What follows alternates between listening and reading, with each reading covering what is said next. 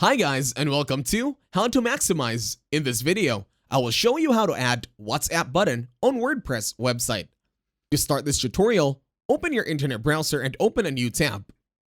Once you are in the new tab, over at the search bar, you are going to search for the following: how to add WhatsApp button on WordPress website.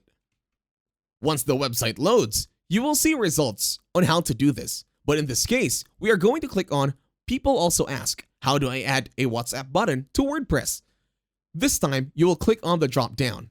Over at the drop down, there will be steps. Now, I will be reading this to you so that when you are going to be applying this one, you will be guided accordingly. Now to start, WhatsApp button installation. To start everything in, you will need to start with step 1. Step 1 is to go to the plugins menu in WordPress. And then step 2 is search for Social Chat WP. Then over at step 3, it will be to click install. This should be easier from here on out. And then once we go to step 4, we will click on activation. Over the click activation, you will now go to step number 5.